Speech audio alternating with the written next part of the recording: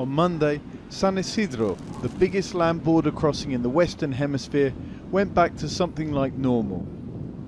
The pandemic restrictions that the US had placed on its southern border with Mexico were finally eased. For international trade, that won't mean much. Mexico's mighty border factories, the maquiladoras, had already been allowed to cross their goods into the US for the past year. But it's the so-called non-essential travellers, Mexican locals and tourists, who've now been cleared to visit as long as they're fully vaccinated.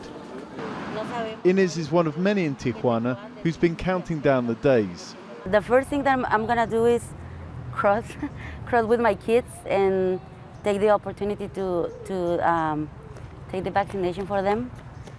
In Mexico, we don't have that opportunity. Are there many people in your family as well, or friends, that have been waiting for this opportunity to cross the border for whatever reason as well? Sí, claro que sí. Yes, of course. All of my friends want to go shopping, and many people who have family there want to see them again and have the life we had before. It's really exciting. California's border businesses will be excited to see them again too. Without their Mexican customers, hundreds closed down during the pandemic. But in Tijuana, it's been quite the opposite. Restaurants have benefited from Americans heading across to dine in a country where restrictions are not as strict. People, I think, were tired of eating home, and they start coming over here to Tijuana because they're free to sit over here. ¿Cómo va todo hoy? Now Sergio and other restaurateurs are hoping the US visitors will keep coming and that locals won't abandon them now they're free to head to the States.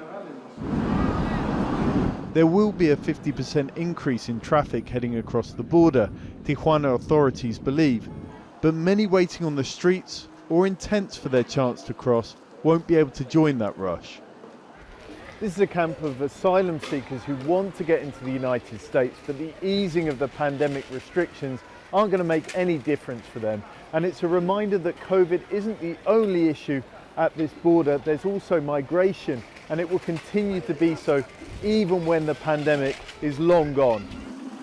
These people are stuck at the only crossing point to the US in Tijuana, which remains closed, while the rest of the border gets moving again.